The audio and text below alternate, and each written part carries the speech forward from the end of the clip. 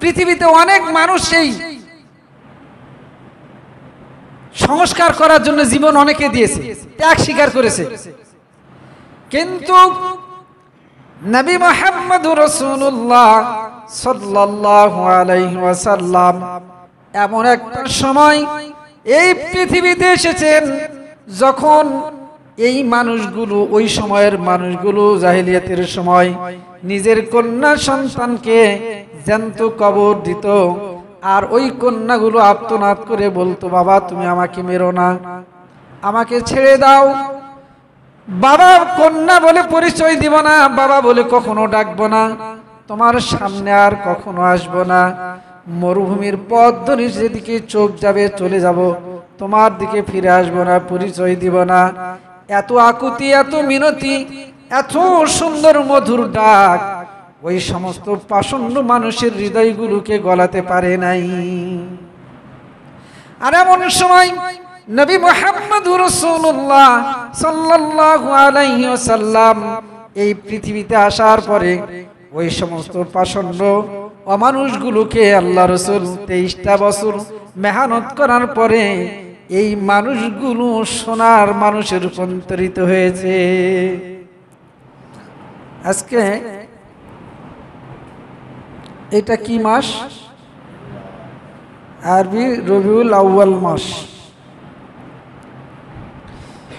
এই রবিউল আউয়াল মাস প্রতি বৎসরই ঘুরে ঘুরে আমাদের কাছে আসে। পৃথিবী যতদিন আছে ততদিন এই রবিউল আউয়াল মাস আসবে। রবিউল আউয়াল মানে কি? প্রথম বসন্ত। রবিউল আউয়াল মানে হলো প্রথম বসন্ত। এটা আরবি মাসের তৃতীয় মাস। মুহররম, সফর, রবিউল আউয়াল। রবিউল আউয়াল, এই রবিউল আউয়াল বলা হচ্ছে প্রথম বসন্ত। আমাদের দেশে যেমন 6টা ঋতু আছে, তার মধ্যে একটা ঋতু আছে তার নাম হলো কি? বসন্ত। বসন্তকে বলা হয় ঋতুর রাজা। বসন্তকে কি বলা হয়? ঋতুর রাজা। আর এইটা আরবিতে বলা হয়েছে প্রথম বসন্ত। কারণ বসন্তকালে আমরা অনেক কিছু পাই, দেখতে পাই। আবহাওয়া ভালো, তারপরে বিভিন্ন গাছগাছালিতে নতুন নতুন পাতা গজায়, কোকিলের সুমধুর কণ্ঠ, তাই না?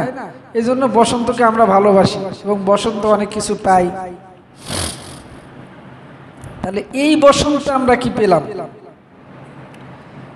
রবিউল আউয়াল বলছে প্রথম বসন্ত। সাউন্ডটা কি বেশি হয়ে গেছে নাকি? একটু কমায় দেন না, দূরতি আসতে। তো এই যে প্রথম বসন্ত, এই বসন্তে আমরা কি পেয়েছি? বা এখানে বসন্তের কি দেখলাম? যখন মাহে রবিউল আউয়াল আসে, বিশ্ব মুসলিমের অন্তরের মধ্যে নবীর ভালোবাসা, নবীর প্রেম নতুন করে আবার জাগ্রত হয়। আবার যখন রবিউল আউয়াল চলে যায়, আবার আমরা সেই ভুলে বসি, যেই সেই থেকে যাই। রবিউল আউয়াল আসলো, আমরা মিলাদ মাহফিল একটু করব, রাস্তায় একটু র্যালি করি, মিছিল করি। নবীর মহাব্বত বলা হয়, নবীর মহাব্বতে আমরা কি করতেছি? মিছিল, মিটিং, র্যালি, যা কিছু, মিলাদ পড়ানো, এটাই আমরা মনে করি রবিউল আউয়ালের তাৎপর্য। আসলে কি তাই? এই রবিউল আউয়াল মাসে এত মূল্য কেন, এত ফজিলত কেন, এত দামি কেন? কারণ এই রবিউল আউয়াল মাসের কোনো এক তারিখে পৃথিবীর সর্বশ্রেষ্ঠ, শুধু পৃথিবীর সমস্ত সৃষ্টির সর্বশ্রেষ্ঠ একজন মানুষ, মহামানব কে আল্লাহ তাআলা এই পৃথিবীর বুকে প্রেরণ করেছিলেন, সেটা হলো রবিউল আউয়াল মাস। এই প্রথম বসন্তে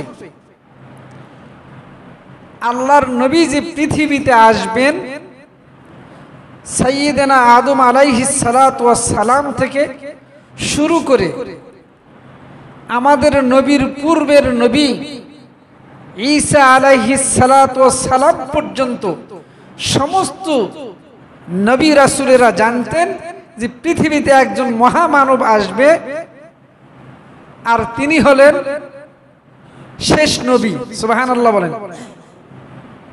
তাহলে এই সংবাদ কি পুরানা না নতুন? পুরাতন, সবাই জানে। শুধু নবীরাই জানে তা নয়, প্রত্যেকটা নবীর উম্মতদেরকে ওই নবীরা বলেছেন এমন একজন মানুষ আসবেন, এমন একজন নবী আসবে, সেই জামানার উম্মতরা হবে সবচাইতে দামি উম্মত। সুবহানাল্লাহ বিহামদিহি। তাহলে আপনি আমি যদি সেই নবীর উম্মত হতে পারি, তাহলে আমাদের জন্য সুসংবাদ হলো আমরা সবচাইতে কি দামি উম্মত। আমাদের নবীও সর্বশ্রেষ্ঠ, আমরা উম্মত হিসেবেও সর্বশ্রেষ্ঠ, কিন্তু আমাদের কাজে কর্মে এটা প্রমাণ করে না যে আমরা শ্রেষ্ঠ। আলোচনায় আসবে ইনশাআল্লাহ। তা আল্লাহ রাসূল সাল্লাল্লাহু আলাইহি ওয়াসাল্লাম এই মাসে দুনিয়াতে এসেছেন। উনার দিনের ব্যাপারে, যেই দিন সোমবার দিনে উনি জন্মগ্রহণ করেছেন, এই দিন নিয়ে কোনো মতানৈক্য নাই। এই মাসে জন্মগ্রহণ করেছেন, এটাও কোনো মতানৈক্য নাই। আছে কোথায়? তারিখের মধ্যে। একজন বড় মুহাদ্দিসের মুখ থেকে আলোচনা শুনেছি যে এই 12ই রবিউল আউয়াল এই তারিখটা হলো বিশুদ্ধ নয়। এটা হলো কি মানুষের কাছে প্রসিদ্ধ, সবার কাছে প্রসিদ্ধ এই কথাটা যে আল্লাহ রাসূল সাল্লাল্লাহু আলাইহি সাল্লাম 12ই রবিউল আউয়াল জন্মগ্রহণ করেছেন এই পৃথিবীতে, আর সেই দিনটা ছিল সোমবার। আবার হাদিসের দিক থেকে যদি আলোচনা করা হয়, এটা ঐতিহাসিক গণের মত, তাহলে দেখা যায় আল্লাহ রাসূল 8 তারিখে জন্মগ্রহণ করেছেন। আর 8 তারিখে জন্মগ্রহণ করেছে, হাদিসের আলোকে এটা হলো বিশুদ্ধ কথা।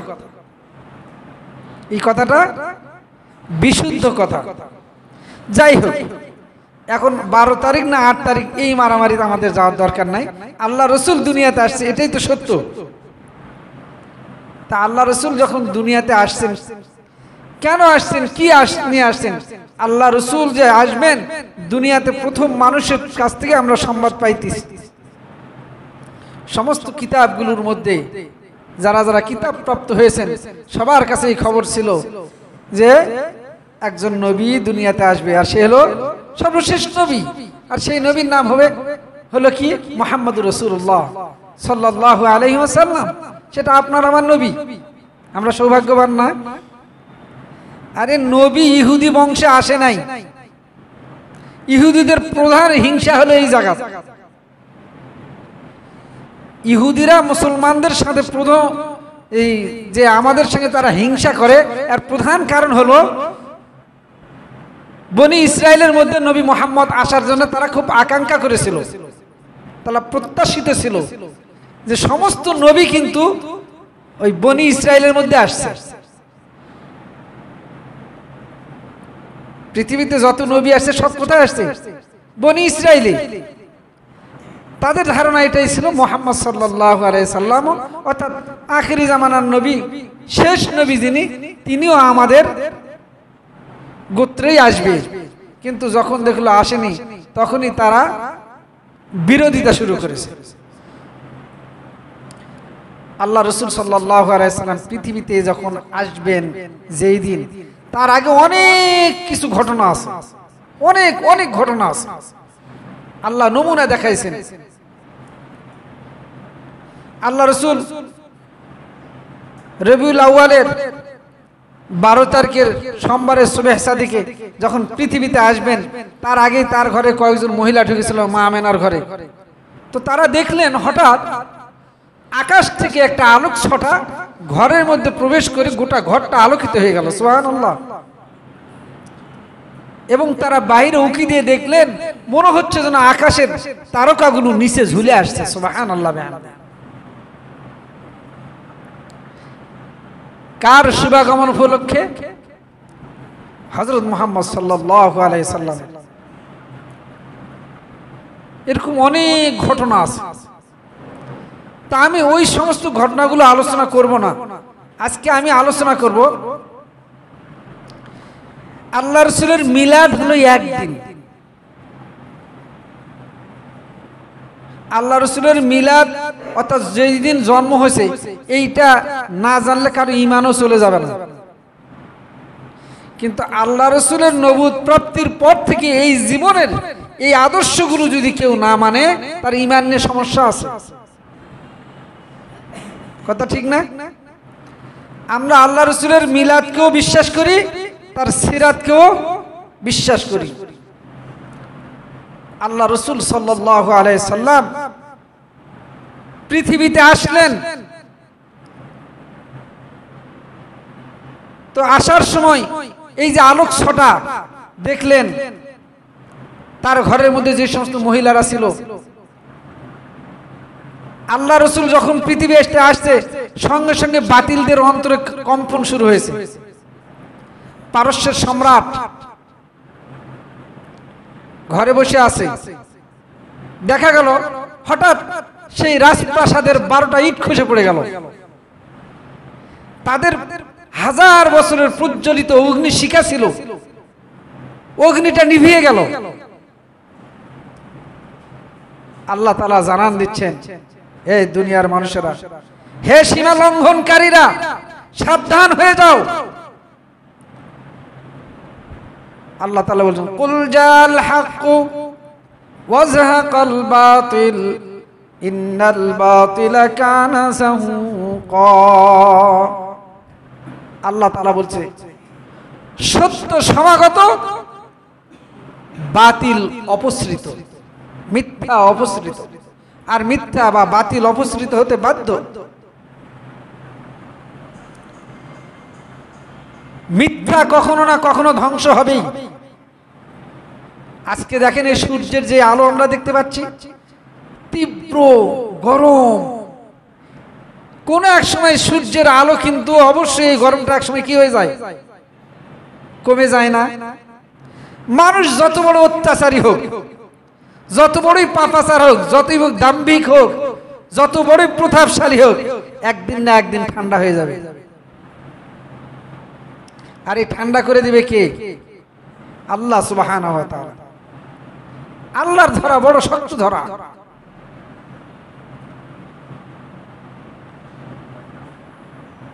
এই জন্য বাতিলের তখন কি বলছেন, বাতিলের আতঙ্ক শুরু হয়ে গেছে। পারস্যের সম্রাট স্বপ্নে দেখছেন, স্বপ্নে দেখতেছে সেই আরব মরুভূমি থেকে একটা উটের দল পারস্যের দিকে আসতেছে, ফুরাত নদী পার হয়ে। তার সামনে একটা শক্তিশালী ঘোড়া নেতৃত্ব দিয়ে এই উটগুলোকে নিয়ে আসতেছে, আর পারস্যের বিভিন্ন রাজ্যগুলো দখল করে নিচ্ছে। পারস্যের রাজ্যগুলো হাতছাড়া হয়ে যাচ্ছে। ওর ঘুম ভেঙে যাওয়ার পর সঙ্গে সঙ্গে যারা স্বপ্নের ব্যাখ্যা করে, এই ব্যাখ্যাকারকদের রাজপ্রাসাদে ডাকলেন। ডাকার পরে বললেন যে আমি রাত্রিতে এরকম একটা স্বপ্ন দেখলাম। কি স্বপ্ন দেখেছেন? আমি স্বপ্নে দেখলাম কিছু উট, তার সামনে একটা শক্তিশালী ঘোড়া, সে নেতৃত্ব দিয়ে আমার এই পারস্যকে দখল করতেছে। অথচ সেই সময় আরবরা গোত্রভাবে ভাগছিল, তাদের কেন্দ্রীয় কোনো কি ছিল না, লিডারশিপ ছিল না। তারা বিভিন্ন গোত্রে বিভক্ত হয়েছিল। পারস্যেরা কখনো কল্পনাও করে না যে এই বিভিন্ন গোত্রে বিভক্ত ব্যক্তিগুলো আসে এই পারস্যকে। পারস্য তো সেই সময় বিশাল বড় রাজ্য। এই পারস্যে আসে তারা হামলা করে এই পারস্য বিজয় করবে। তো যদি তাই না হয় তাহলে এরকম আজগুবি স্বপ্ন কেন আমি দেখলাম, তোমরা ব্যাখ্যা করো। ব্যাখ্যাকারকরা বললেন, আজ রাতে আরব দ্বীপের মধ্যে একটা শিশু সন্তান জন্মগ্রহণ করছে বা করবে, আর তার নেতৃত্বে গোটা আরব সবাই একত্রিত হবে। তারা একত্রিত হয়ে শুধু আরব উপদ্বীপ নয়, আপনার পারস্য নয়, সারা পৃথিবী তারা বিজয় করবে।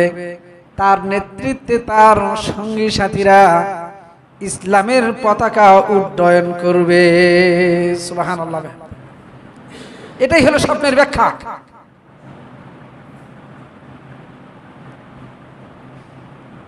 আল্লাহ রাসূল দুনিয়াতে আসার আগে এগুলি কি দেখাইতেছে। আপনারা জানেন George Bernard, Michael Hart, finance, উনি একজন ওরিয়েন্টালিস্ট, অর্থাৎ উনি একজন প্রাচ্যবিদ। এই সমস্ত বড় বড় ইতিহাসবিদরা, ডক্টর মরিস বুকাইল, এরা কোরআনুল কারিমকে, হাদিসকে গবেষণা করছে, অনেক গবেষণা করছে। তাই মাইকেল হার্ট একটা বই লিখছে, বইটার নাম হলো দ্য 100। বইটার নাম দ্য 100। এখানে 100 জন মনীষীর উনি নাম নিয়ে আসছেন। রাজনীতিবিদ আছে, অর্থনীতিবিদ আছে, সমাজ সংস্কারক আছে, প্লেটুর নাম আছে, অ্যারিস্টটলের নাম আছে, তারপরে কার্ল মার্কসের নাম আছে, লেনিন এর নাম আছে, মাও সেতুংয়ের নাম আছে, সবগুলো নিয়ে আসছে। নবীদের নাম নিয়ে আসছে। নিয়ে আসার পরে বইটা যখন 100 জন ব্যক্তির উপর উনি গবেষণা করেছেন, গবেষণা করার পর চিন্তা করছেন যে আমি 1 নম্বরে কার নামটা দেব। বইয়ের মধ্যে 1 নম্বরে আমি কার নামটা লিখবো সিরিয়ালে। উনি চিন্তায় পড়ে গেছেন। উনি গবেষণা করে শেষ করতে পারছেন না, আর গবেষণার রেজাল্ট আসতেছে যে মুহাম্মদ সাল্লাল্লাহু আলাইহি সাল্লামের নামটাই প্রথমে থাকতে হবে। উনি এও চিন্তা করছে যদি এটা করি আমার সম্প্রদায়ের লোকেরা আমার উপর রাগ হয়ে যাবে, করার কিছু নাই। উনি সিরিয়ালে মুহাম্মদ সাল্লাল্লাহু আলাইহি ওয়াসাল্লামের নামটা লিখেছে। কেন লিখেছে জানেন? উনি ব্যাখ্যা দিয়েছেন, পৃথিবীতে অনেক মানুষ সেই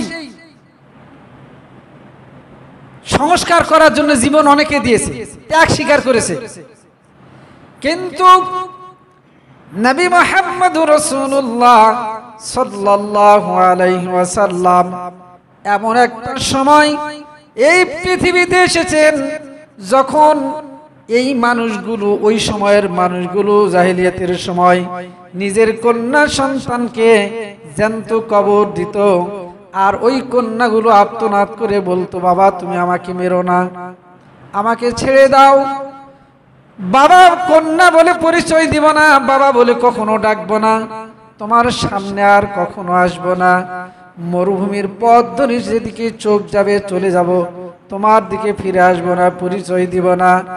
এত আকুতি, এত মিনতি, এত সুন্দর মধুর ডাক ওই সমস্ত পাষণ্ড মানুষের হৃদয়গুলোকে গলাতে পারে নাই। আর এমন সময় নবী মুহাম্মদুর রাসূলুল্লাহ সাল্লাল্লাহু আলাইহি ওয়াসাল্লাম এই পৃথিবীতে আসার পরে ওই সমস্ত পাষণ্ড অমানুষগুলোকে আল্লাহ রাসূল 23টা বছর মেহনত করার পরে এই মানুষগুলো সোনার মানুষে রূপান্তরিত হয়েছে। যারা জানতো নিজের মেয়েকে কবর দিয়েছে, ইসলাম গ্রহণ করেছে, এমন কোন অপকর্ম নাই যারা করেনি। তারপরে ইসলামের সুমহান বাণী, ইসলামের এই সুশীতল ছায়ার তলে এসেছেন কার মেহনতে? নবী মুহাম্মদুর রাসূলুল্লাহ সাল্লাল্লাহু আলাইহি সাল্লামের মেহনতে।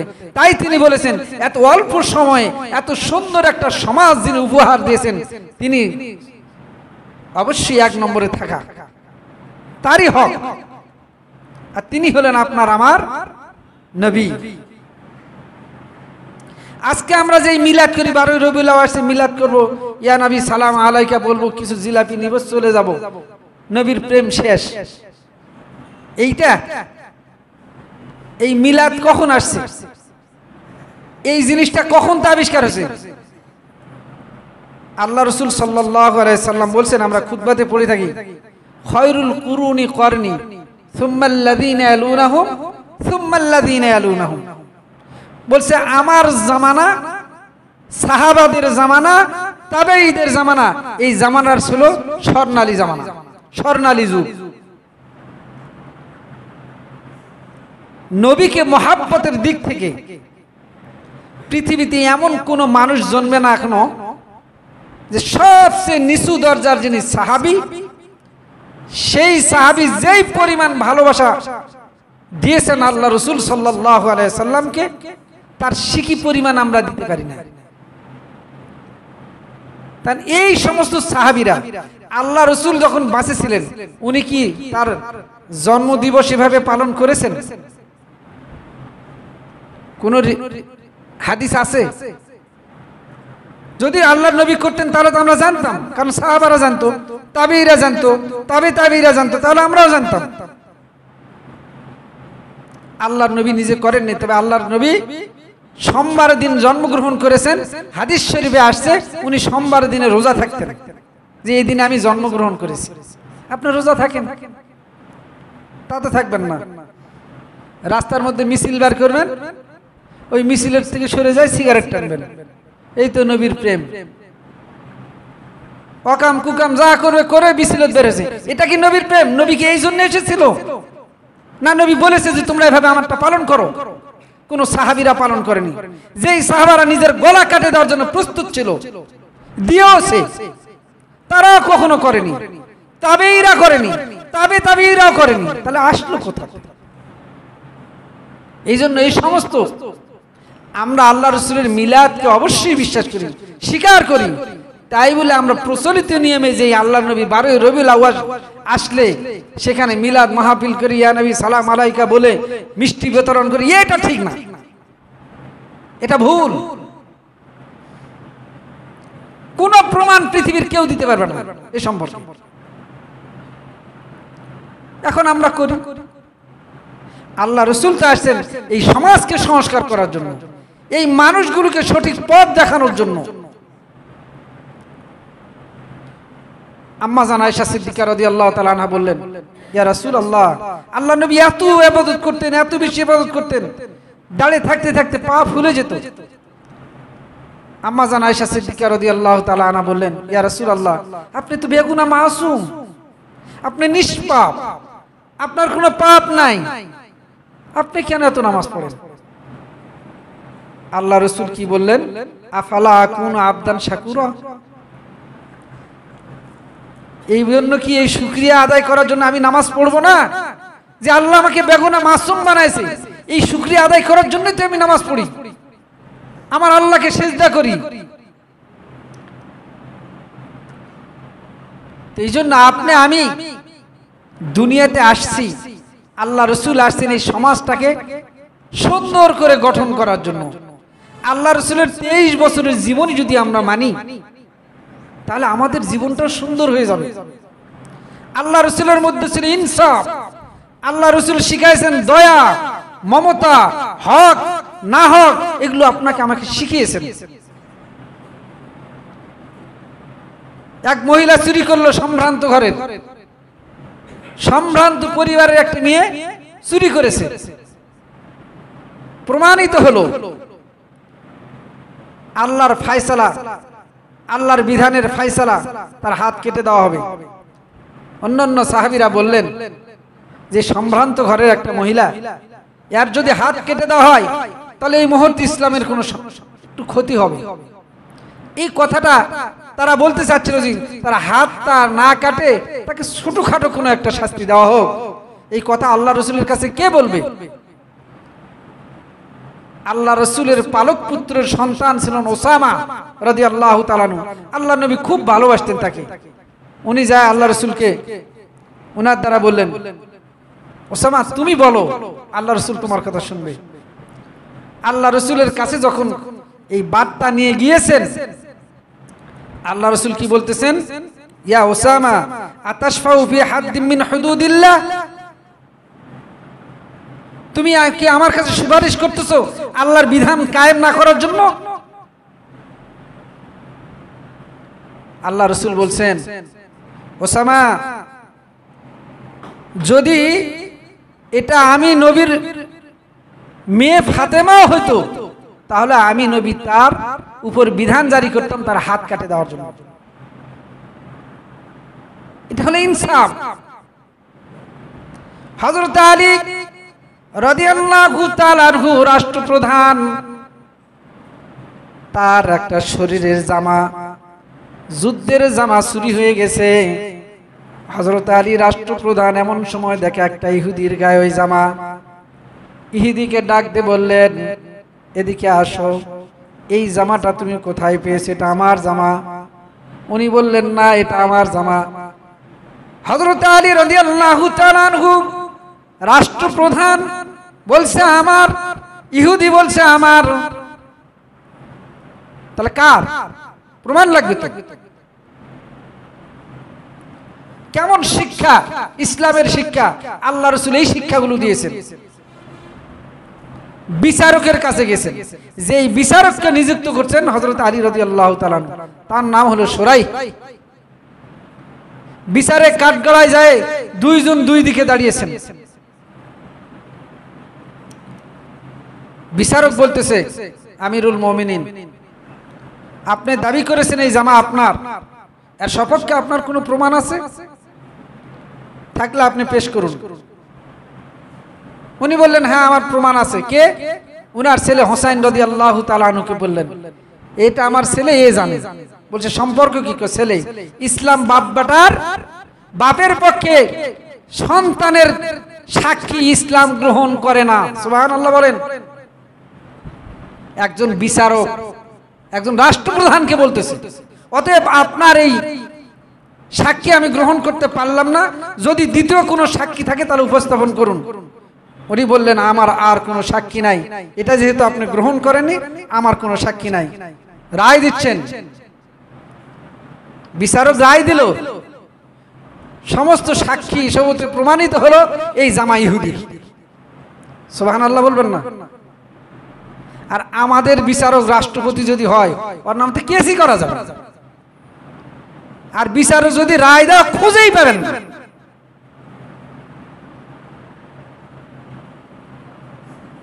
কিন্তু ইসলামের বিধান কি? এই বিধান আল্লাহ রাসূল সাল্লাল্লাহু আলাইহি সাল্লাম আপনাকে আমাকে শিখিয়েছেন। এই সিরাত, আল্লাহ রাসূলের এই জীবনের থেকে আমাদেরকে এগুলো শিক্ষা নিতে হবে। ওটা নয় রাষ্ট্রের ব্যাপার গেল, আমি আমার সংসারের প্রধান। নোমান ইবনে বাশির রাদিয়াল্লাহু তাআলা আনহু আল্লাহ রাসূলকে বললেন, ইয়া রাসূলুল্লাহ, আমার একটা সন্তানকে আমি একটু সম্পদ বেশি দিতে চাই। আল্লাহ রাসূল কি বললেন? আল্লাহ রাসূল বললেন, ইনসাফ করো। কেন তুমি একজনকে বেশি দিবে? ইনসাফ করতে হবে, আল্লাহকে ভয় করতে হবে। এই শিক্ষা 12 রবিউল আউয়ালের এই শিক্ষা আপনাকে আমাকে নিতে হবে। আল্লাহ রাসূল এই জন্য পৃথিবীতে এসেছিলেন, ওই মিলাদ পড়ানোর জন্য আসেনি।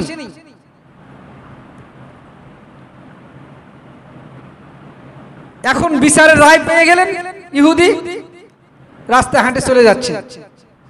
তো ইহুদি কিছুদিন হাঁটে যাওয়ার পর পিছনে ফিরে আসে, বলছে, আমিরুল মুমিনিন, দাঁড়ান। বলছে, জামা তো পেয়ে গেছে, আবার দাঁড়িয়ে কি করব? বলছে, আমিরুল মুমিনিন, এই জামাটা আপনি যে দাবি করেছেন, সত্য কথা বলতেছি, এই জামাটা আপনার। আপনি যখন কাজের ফাঁকে ব্যস্ত ছিলেন, আমি তখন ওই ব্যস্ততার মধ্যে জামাটা চুরি করেছিলাম। তো নিয়ে যাও। বলছে, আমিরুল মুমিনিন, কত বড় সুন্দর ধর্ম আর কত বড় কোরআনের সুন্দর বিধান। এই ধর্ম কখনো মিথ্যা হতে পারে না, আর এটা কখনো মিথ্যা হতে পারে না। এই ধর্ম সত্য ধর্ম।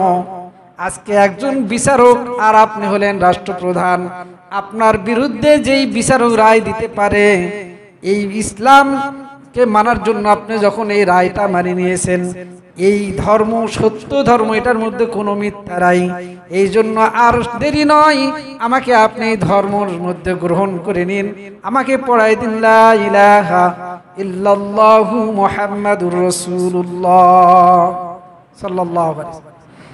এই আদর্শ দেখে যারা মুসলমান হবে, রাসূলের আদর্শ আদর্শিত হবে, ইনসাফ থাকবে, ন্যায় বিচার প্রতিষ্ঠা করবে, সমাজ সুন্দর করবে, পরিবার সুন্দর করবে, এটা আল্লাহ রাসূলের শিক্ষা। 12 রবিউল আউয়ালের এই শিক্ষা, শুধুমাত্র ওই শিক্ষা নয়, মিলাদ আপনি না করলে কিচ্ছু হবে না, আর তার কোনো প্রমাণও নাই। অনেকে হয়তো প্রমাণ দিবে, কিন্তু আসল শিক্ষা কি? আল্লাহ রাসূল যা কিছু আপনার আমার জন্য এনেছেন, সেই জিনিসকে গ্রহণ করতে হবে। যদি গ্রহণ না করি তাহলে কি হবে? সব বিফলে যাবে। এই জন্য 12 রবিউল আউয়াল আপনাকে আমাকে শিক্ষা দিচ্ছেন, ইনসাফ, আদল, ন্যায় প্রতিষ্ঠা করতে হবে, ইনসাফ করতে হবে, হোক সে হিন্দু, হোক সে বৌদ্ধ, হোক সে খ্রিস্টান।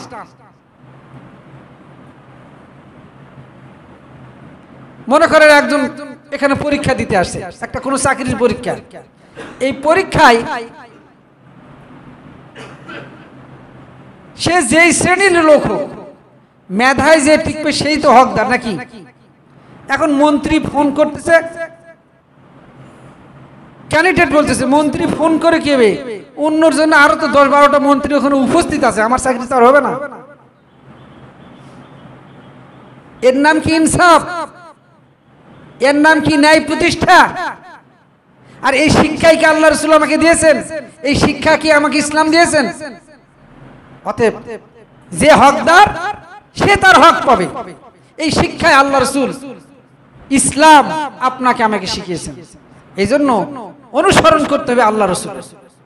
নামাজও পড়তে হবে আল্লাহ রাসূলের তরিকায়, যাকাত দিবেন আল্লাহ রাসূলের তরিকায়, হজ করবেন আল্লাহ রাসূলের তরিকায়, পেশাব পায়খানায় যাব আল্লাহ রাসূলের তরিকায়। সব জায়গাতে আল্লাহ রাসূলের তরিকা মোতাবেক যখন আপনি আমি চলবো, তখন এই সমাজ সুন্দর হবে, আমার ব্যক্তিগত জীবন সুন্দর হবে, আমার পারিবারিক জীবন সুন্দর হবে, আমার সামাজিক জীবন সুন্দর হবে, আমার রাজনৈতিক জীবন সুন্দর হবে, আমার সব কিছু সুন্দর হবে।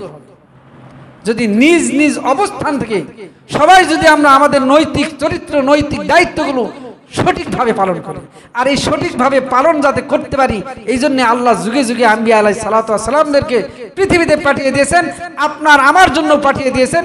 নবী মুহাম্মদুর রাসূলুল্লাহ সর্বশ্রেষ্ঠ নবী, সর্বশ্রেষ্ঠ মানুষ, সেই মানুষটাকে আপনার আমার জন্য পাঠিয়ে দিয়েছেন, আর উনি আপনাকে আমাকে শিক্ষা দিয়েছেন সুন্দরভাবে যে আমরা কিভাবে চলব। আমাদের শিক্ষা এটাই হোক যে আমরা আল্লাহ রাসূল আমাদের জন্য যা এনেছেন, ওমা আতাকুমুর রাসূলু ফাখুযু, আল্লাহ রাসূল যা নিয়ে এসেছেন আমাদের জন্য, আমরা সেগুলোকে কি করব? ধরব। ওমা নাহাকুম আনহু ফান্তাহু, আর যেটা আমাদের জন্য নিষেধ করেছে সেটা ছেড়ে দেব, পাপ ছেড়ে দেব। একটি উদাহরণ দিয়ে আমি আমার বক্তব্যটা আজকে এখানে শেষ করব। সেটা হলো, এই পাখিদের মধ্যে অনেক পাখি আছে না, মাছ শিকার করে, তার মধ্যে একটা আছে মাছরাঙ্গা। ওই দেখবেন পুকুরের পাশে, নদীতে ওই যায়, দুটা ডানা এরকম খালি বাড়ায়, আর স্থির এক জায়গায় দাঁড়িয়ে থাকে, মাথা এভাবে ঘুরায়। তার মাছ ওদিক দিয়ে কি করে? দৌড়াদৌড়ি করে। তখন মাছ যখন উপরে তাকায়, তখন দেখো ওই তো আমাকে ধরার জন্য বসে আছে, তখন মাছ সতর্ক হয়, আবার ঘন ঘন অ্যাটাক করে। মাছরাঙ্গা কিন্তু ঘন ঘন কি করে? আক্রমণ করে, কিন্তু সবসময় সে কি হয় না, সফলকাম হয় না।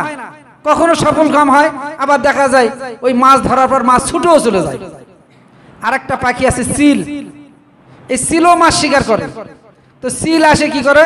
ওই মাছরাঙ্গার মতন দোলে না, ওর ডানা দুটা ব্যবসায় দিয়ে একটু এভাবে হালে, একটু ভাবে হালে, একটু ভাবে হালে, আর ওই চোখ এত পাওয়ার, এভাবে কাজ করে আর চোখে দেখে। তখন মাছ আসে করে কি, ল্যাসটা দিয়ে একটু বাড়ি মারে উপর দিকে, সিল কিছুই বলে না, সিল কিছুই বলে না। তখন মাছ কিছুক্ষণ পর আবার মুখটা আবার কেটে এভাবে করে, আবার ক্রিটিসাইজ করে, তখনও সে আর কিছু বলে না, আক্রমণ করে না। এরপর মাছ মনে করে যে ওই তো কিছুই কয় না, তো ওই হয়তো দুর্বল, দেখতে পায় না, ডানাতে হয়তো জোর নাই, দুর্বল ভাবে, যেহেতু এইভাবে ঘুরতেছে ওর মন খেয়ালে। যখন এবার মাছটা তখন কি করে, পুরাটা বডি পানির উপর ভাসায় দিয়ে ওই পিঠের কাঁটাটা খাড়া করতে যখন দৌড় মারে, এখন সিল কয় লেজ দেখাইছো, কিচ্ছু বলি নাই, মুখ দিয়ে টিটকারি করেছো, কিচ্ছু বলি নাই, এখন আবার দেহটা প্রদর্শন করতেছো, তোমার একাই দেহ আছে, আমার কি নাই। এবার সিল করছে কি, দৌড়ে যায় যখন ওই মাছটাকে শিকার করে, দুইটা পা যখন ওই মাছের পিঠে মারে দেয়, মাছ যত বড় হোক তুলতে না পারলে ওখানকার গোস্ত ছিঁড়ে নিবে। যেখানে ধরছে মাছ যদি তুলতেও না পারে, কিন্তু গোস্তটা টানে ছেড়ে ফেলবে, ছাড়ে দিবে না। আজকে আপনি আমি যতই পাপ করি, যুগে যুগে তাকে দেখেন, সমস্ত নবীর জামানায় একটা করে বাতিল ছিল, একটা করে কি বাতিল ছিল, জালেম ছিল, তারা যুগে যুগে জুলুম করছে, আল্লাহ কাউকেই ছাড়ে দেয়নি, সাময়িক ছাড় দিয়েছিল। হিসাব করে দেখেন, নমরুদ, ফেরাউন, হামান যতগুলো আছে সবগুলো অত্যাচার করছে, আল্লাহ সবাইকে ধরছে এবং শেষ করে দিয়েছে, দেয় নাই? এখনো পর্যন্ত আল্লাহ দিয়ে যাচ্ছে, একবারে জানা। কিন্তু আল্লাহ যখন ধরবে, এই সিল যেমন ধরে আর ছাড়ে দেয় না, ঠিক আল্লাহর ধরা এরকম পাপ করতেছি, পাপ করতে করতে করতে এমন একটা সময় এসে যাবে যে আপনার আমার সময় খতম হয়ে যাবে, আর আল্লাহ ছাড়ে দিবে না, আপনি আমি বেঈমান হয়ে দুনিয়াতে চলে যাব। এই জন্য ভাইরা সতর্ক হয়ে যাই, আমরা নেক আমল বেশি বেশি করি, বদ আমলগুলোকে ছেড়ে দেই। আল্লাহ তাআলা আপনাকে আমাকে এই ঈদে মিলাদুন নবীর এই শিক্ষা গ্রহণ করার তৌফিক দান করুন।